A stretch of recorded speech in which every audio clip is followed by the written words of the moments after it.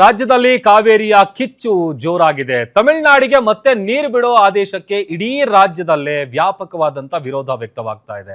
ಆದ್ರಿಂದ ವಾಟಾಳ್ ನಾಗರಾಜ್ ಅವರು ಇವತ್ತು ಕರ್ನಾಟಕ ಬಂದ್ಗೆ ಕರೆ ಕೊಟ್ಟಿದ್ರು. ಆದ್ರೆ ವಾಟಾಳ್ ಅವರು ಅನೌನ್ಸ್ ಮಾಡಿದ್ದಂತ ಈ ಬಂದ್ ಏನಿದೆ ಅದು ಠುಸ್ ಆಗಿದೆ. ಮಂಡ್ಯದಲ್ಲಿ ತೀವ್ರ ಪ್ರತಿಭಟನೆ ನಡೆದಿದೆ. ಹಲವೆಡೆ ಮುನ್ನೆಚ್ಚರಿಕೆ ಕ್ರಮವಾಗಿ ಬಂಧನವಾದ್ರೂ ಕೂಡ ಬೆಂಗಳೂರು ಮತ್ತೆ ಮೈಸೂರಿನಂತಹ ಪ್ರಮುಖ ಸಿಟಿಗಳಲ್ಲಿ ಜನಜೀವನಕ್ಕೆ ಯಾವುದೇ ರೀತಿಯಾದಂತ ಅಡಚಣೆ ಆಗಿರಲಿಲ್ಲ. ಇನ್ನು ಬೆಂಗಳೂರಿನ ಪ್ರತಿಭಟನೆಗೂ ಮುನ್ನ ವಾಟಾಳ್ ನಾಗರಾಜ್ ಅವರನ್ನ ಪೊಲೀಸರು ಮನೆಯಲ್ಲೇ ವಶಕ್ಕೆ ಪಡೆದ್ರು. ಮೌನ ಪ್ರತಿಭಟನೆಯ ಸಂಕೇತವಾಗಿ ಬಾಯಿಗೆ ಪಟ್ಟಿಯನ್ನ ಕಟ್ಕೊಂಡು ವಾಟಾಳ್ ನಾಗರಾಜ್ ಅವರು ಮನೇಲಿ ಕೂತಿದ್ರು. ಪೊಲೀಸರೊಂದಿಗೆ ಮಾತನಾಡೋದಿಲ್ಲ ಅಥವಾ ರ್ಯಾಲಿಯಲ್ಲಿ ಭಾಗವಹಿಸೋದಿಲ್ಲ ಅಂತ ಕೂಡ ಹೇಳಿದ್ರು. ಅತ್ತ ಕಾವೇರಿ ಹೋರಾಟದ ಕೇಂದ್ರ ಬಿಂದುವಾಗಿರುವಂತಹ ಮಂಡ್ಯದಲ್ಲಿ ರೈತರು ಮತ್ತು ಕನ್ನಡ ಪರ ಸಂಘಟನೆಗಳು ಈ ಸಂಜಯ್ ವೃತ್ತ ಹಾಗೇನೆ ಇತರ ಸ್ಥಳಗಳಲ್ಲಿ ಪ್ರತಿಭಟನೆಯನ್ನ ಮಾಡಿದ್ದಾರೆ. ಖಾಲಿ ಮಡಿಕೆ ಆಮೇಲೆ ಹುರುಳಿಯನ್ನ ಹಿಡ್ಕೊಂಡಂತಹ ಪ್ರತಿಭಟನಾಕಾರರು ನಮ್ಮ ನೀರು ನಮ್ಮ ಹಕ್ಕು ಅನ್ನುವಂತ ಘೋಷಣೆಗಳನ್ನ ಕೂಗ್ತಾ ಬೆಂಗಳೂರು ಮೈಸೂರು ಹಳೆಯ ಹೆದ್ದಾರಿಯನ್ನ ತಡೆದಿದ್ರು.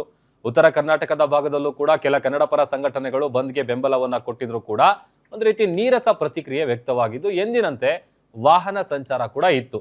ಅದೇ ರೀತಿಯಾಗಿ ಒಂದಷ್ಟು ದಿನಗಳಿಂದ ಏನು ಈಗ ಆಲ್ರೆಡಿ ಕೊನೆಯ ಹಂತದಲ್ಲಿ ಬಂದ್ ಸ್ಟಾರ್ಟ್ ಆಗುತ್ತೆ ಅನ್ನುವಂಥ ಟೈಮ್ನಲ್ಲೇ ಅವರವರಲ್ಲೇ ಒಂದಷ್ಟು ಗೊಂದಲಗಳಿತ್ತು. ಹಾಗಾಗಿ ಇವತ್ತು ಕರೆ ಕೊಟ್ಟಿದ್ದಂಥ ಕರ್ನಾಟಕ ಬಂದ್ ಏನಿದೆ ಅದು ಸಕ್ಸಸ್ ಆಗಿಲ್ಲ, ಬದಲಿಗೆ ಟುಸ್ ಆಗಿದೆ. ಬಟ್ ಮಂಡ್ಯದಲ್ಲಿ ಒಂದು ವಿಭಿನ್ನವಾದಂಥ ಪ್ರತಿಭಟನೆಯನ್ನು ಮಾಡಿದ್ದಾರೆ, ಹೋರಾಟ ಮಾಡಿದ್ದಾರೆ. ಈ CWRC ಮತ್ತು CWMA ವಿರುದ್ಧ ಪಿಂಡ ಪ್ರದಾನ ಮಾಡಿದ್ದಾರೆ. ನಮ್ಮ ಕರ್ನಾಟಕದ ಪಾಲಿಗೆ ಸತ್ತು ಹೋಯಿತು ಆ ಎರಡು ಅಂತ ಹೇಳಿ ಆಕ್ರೋಶವನ್ನು ವ್ಯಕ್ತಪಡಿಸಿದ್ದಾರೆ ಮಂಡ್ಯದಲ್ಲಿ. ಯಾಕೆ ಅಂತ ಅಂದರೆ CWMA ಆದೇಶ ನಾವು ನೋಡೇ ಇದ್ದೀವಿ. 15 ದಿನಗಳಲ್ಲಿ 15.6 TMC ನೀರನ್ನು ಹರಿಸಬೇಕು ಅಂತ ಹೇಳಿ ಆದೇಶ ಹೊರಡಿಸಿದೆ. ಹಾಗಾಗಿನೇ ಭಾಳ ಆಕ್ರೋಶ ವ್ಯಕ್ತವಾಯಿತು. ಇನ್ನು ಜಿಲ್ಲಾವಾರು ನಾವು ಗಮನಿಸ್ತಾ ಹೋಗೋದಾದರೆ ಬೆಂಗಳೂರಿನಲ್ಲಿ ನೋಡಿ, ಇವತ್ತು ಬೆಂಗಳೂರಿನಲ್ಲಿ ಆರಂಭದಲ್ಲಿ ಬೆಳಗ್ಗೆ ಸ್ವಲ್ಪ ಬಂದ್ ಬಿಸಿ ತಟ್ಟಿತು. ಬಟ್ ಅದಾದ ನಂತರ ಯಾವಾಗ ವಾಟಾಳ್ ನಾಗರಾಜ್ ಅವರನ್ನು ಪೊಲೀಸ್ನವರು ಆರಂಭದಲ್ಲೇ ವಶಕ್ಕೆ ಪಡೆದುಕೊಂಡ್ರು, ಅದಾದ ನಂತರ KSRTC, BMTC ಆಟೋಗಳು, ಬೇರೆ ಬೇರೆ ವಾಹನಗಳು ಯಥಾ ಪ್ರಕಾರ ಸಂಚಾರವನ್ನು ನಡೆಸಿದ್ವು. ವ್ಯಾಪಾರ ವಹಿವಾಟೆಲ್ಲ ಯಥಾ ಪ್ರಕಾರ ನಡೀತು.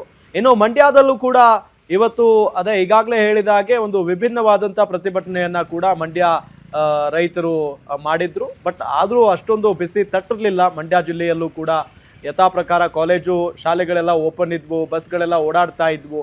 ಏನೋ ಮೈಸೂರಿನಲ್ಲೂ ಕೂಡ ಅಷ್ಟೇ. ಮೈಸೂರಿನಲ್ಲಿ ಬೆಳಗ್ಗೆ ಪ್ರತಿಭಟನೆ ಆರಂಭ ಆಯಿತು. ರೈತ ಪರ ಹೋರಾಟಗಾರರೆಲ್ಲ ಹೋರಾಟವನ್ನು ಶುರು ಮಾಡಿದರು.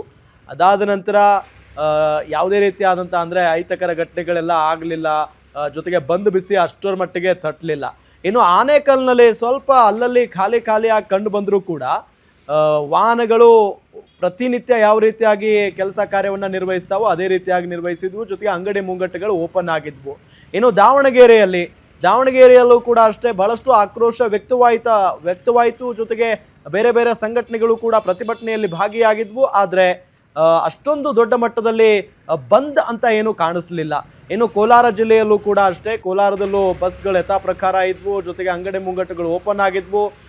ಜನಸಾಮಾನ್ಯರು ಪ್ರತಿನಿತ್ಯ ಯಾವ ರೀತಿಯಾದಂಥ ಜನಜೀವನ ಇರುತ್ತೋ ಅದೇ ರೀತಿಯಾಗಿ ನಡೆಸ್ಕೊಂಡು ಹೋಗಿದ್ದಾರೆ.